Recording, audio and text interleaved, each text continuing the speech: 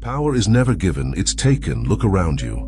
The people at the top, CEOs, presidents, founders, even dictators, they didn't climb to the summit by playing fair. They got there by playing smart. They understand something most people refuse to admit. In the real world, morality is optional, but strategy is everything. This is not a bedtime story about kindness, karma, or justice. This is about how power really works, as seen through the eyes of the most dangerous political mind in history, Niccolò Machiavelli.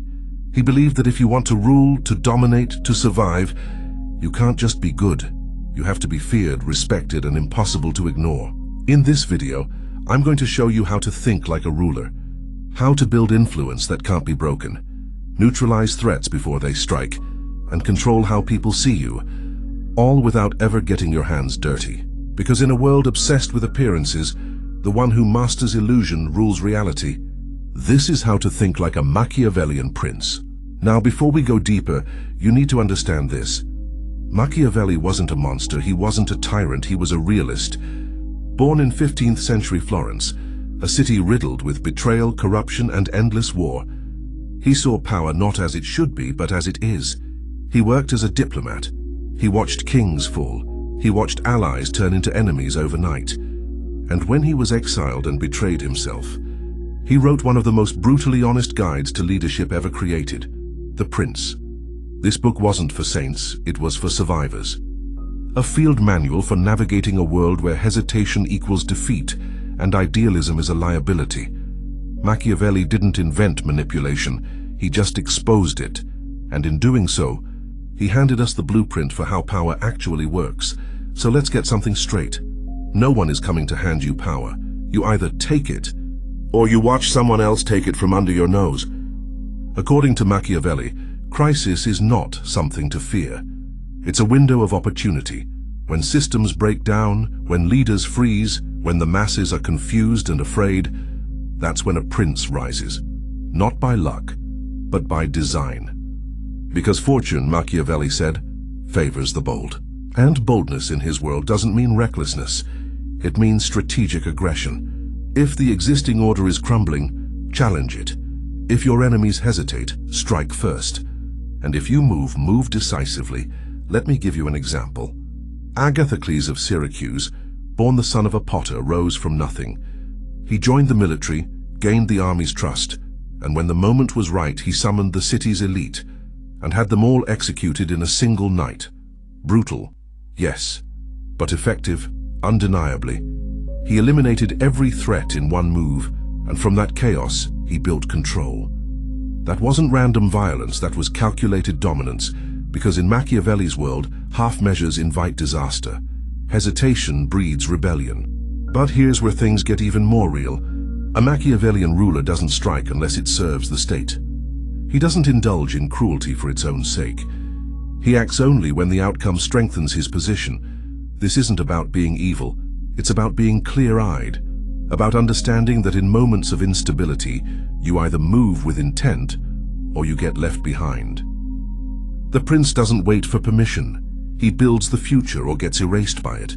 Machiavelli famously said, "It is not necessary for a prince to have all the good qualities, but it is necessary to appear to have them." Let that sink in. Reputation is power. In politics, business, leadership, people don't judge what's true, they judge what they can see.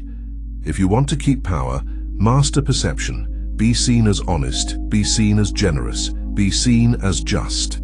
Even if, behind the curtain, your choices are cold, calculated, and unsentimental. And if you're thinking, wait, isn't that deception? Yeah, it is. But now ask yourself, would you rather be a good person with no influence, or a great actor with the power to shape the world? Because here's the truth, power isn't held by the honest, it's held by the believable. This is why appearances aren't just a shield, they're a weapon. When people believe you're strong, they follow. When they think you're weak, they pounce. So never let them see weakness. Craft the image, wear the mask, control the narrative. Because being feared might protect you, but being loved earns loyalty, or at least the illusion of it.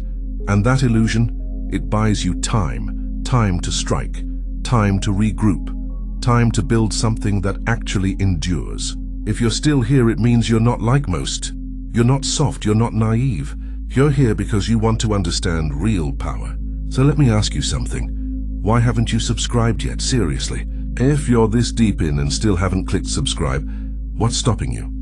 If you're refusing to hit that button, go to the comments right now and tell me why. Go ahead, lament in public. I want to hear it. But if you're smart, if you value what you're learning, then subscribe right now. No hesitation, no second guessing. You're either in, or you're just another spectator in a world run by rulers. And the rulers, they subscribe, they stay ahead. So you want to understand power. Then you need to understand something most people will never admit. Fear is more reliable than love. Machiavelli said it bluntly. It is better to be feared than loved, if you cannot be both. Why? Because love is fragile, it's emotional, it fades, it turns when things get hard. But fear makes people think twice. Fear sticks.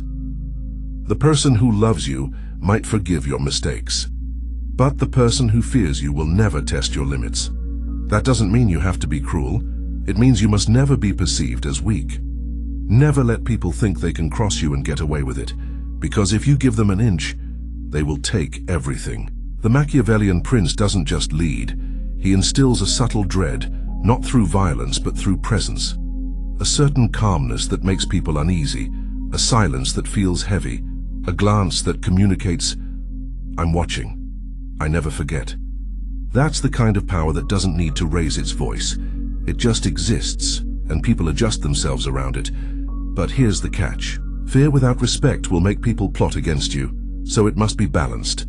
Be feared for your mind, for your strategy, for how you move, never emotionally, always with purpose.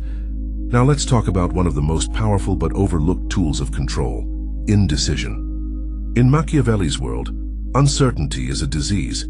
It infects kingdoms, it breaks alliances, and it makes you look like a joke, because the one who hesitates doesn't just lose power. They make everyone else start sniffing around for blood. You must project certainty. Even if you don't have all the answers, speak as if you do.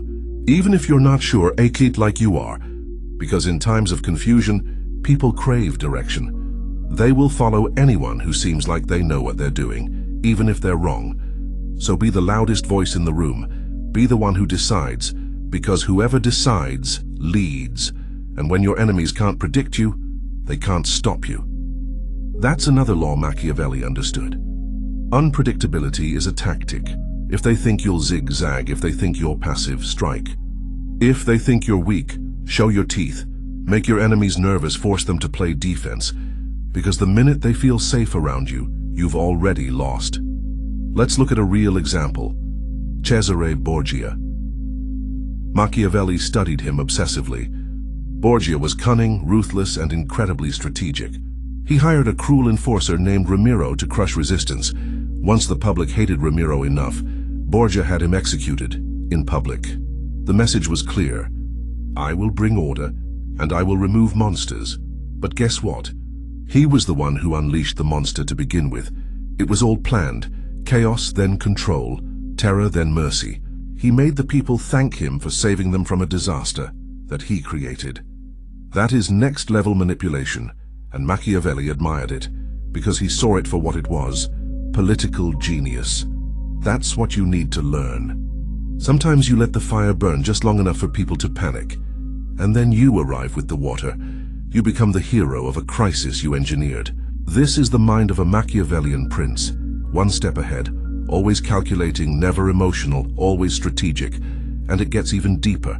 You can't just manage enemies, you have to manage friends. Let me repeat that. Your friends are just as dangerous as your enemies.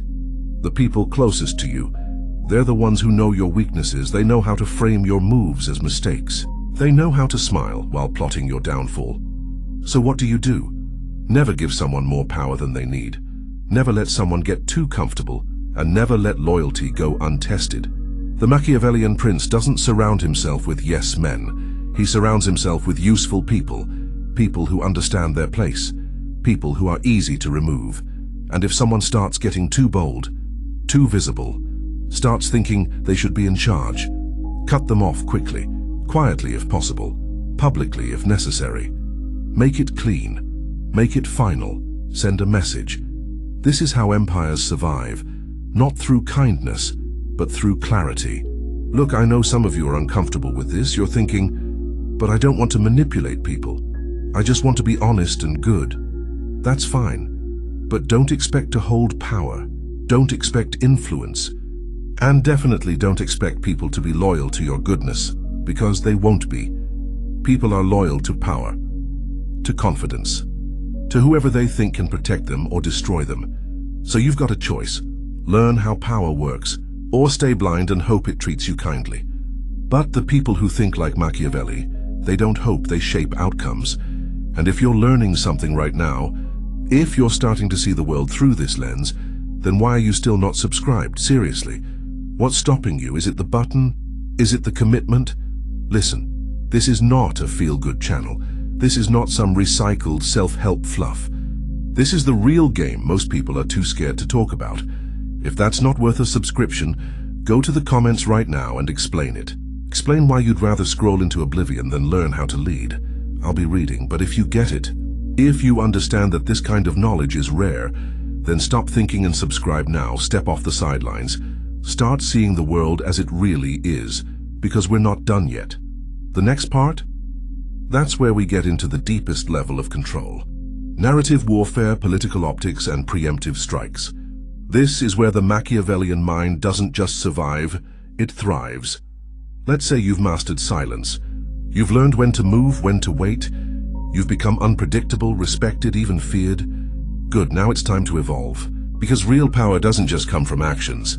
It comes from controlling the story. See, Machiavelli understood something most people still don't get.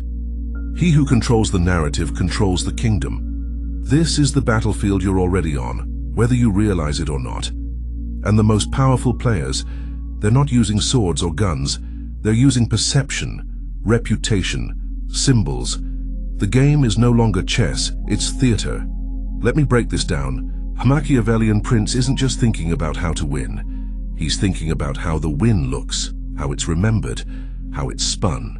Because facts don't matter if the audience sees something else.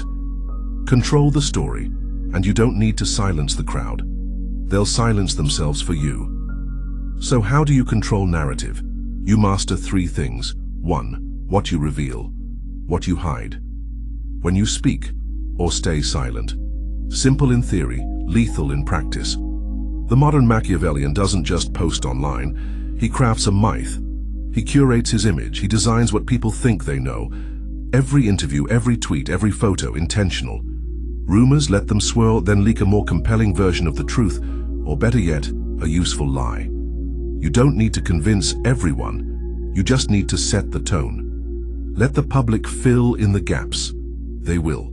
Because the truth is, people don't want truth, they want belief, they want certainty, they want a story they can repeat to others. So give them one. Make them worship your composure. Make them admire your mystery. Make them believe you're 3 steps ahead, even when you're not.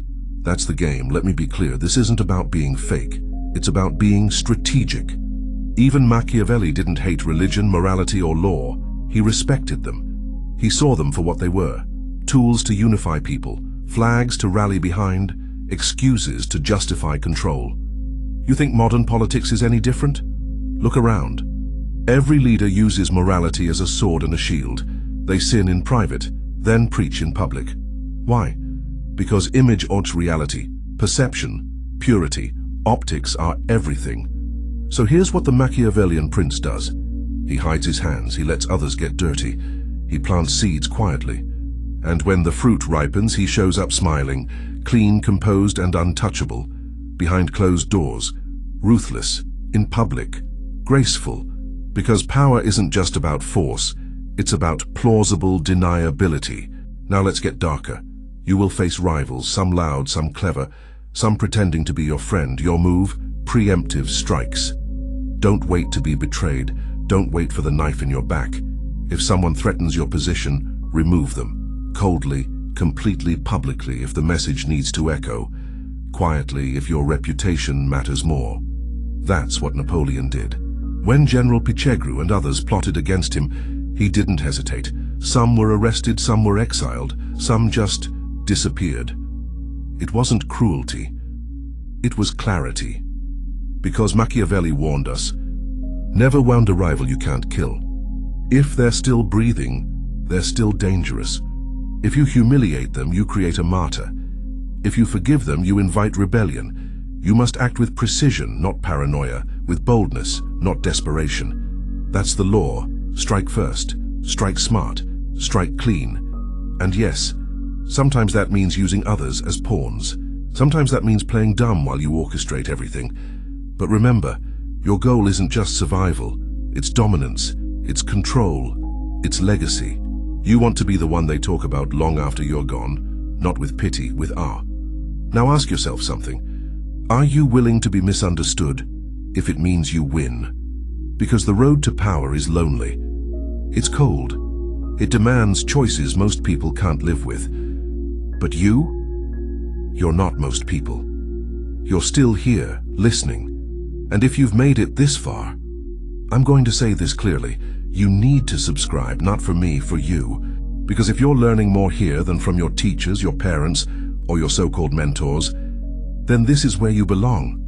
This is where the veil lifts, where we stop pretending that the world is fair, and we start figuring out how to move through it, strategically, intelligently, unapologetically. So hit that button now. Don't think, just act like a Machiavellian would. And if you still refuse, good. Go to the comments and tell me why. Tell me why this isn't worth it. Tell me why you'd rather be liked than powerful, why you'd rather be comfortable than dangerous. Tell me, because you're either playing the game or being played. Final thought, Machiavelli wasn't evil. He was honest. He looked at the world and said, this is how it works. You can cry or you can adapt. That's your choice now. The 7 dark laws aren't about becoming a villain. They're about surviving a world that rewards manipulation and punishes naivety. So choose, be noble and forgotten, or be dangerous and respected. Either way, the prince never asks for permission. He takes what's his. Now go. Use what you've learned. Move in silence, speak with power, act with calculation, and never forget. Those who master power never have to chase it.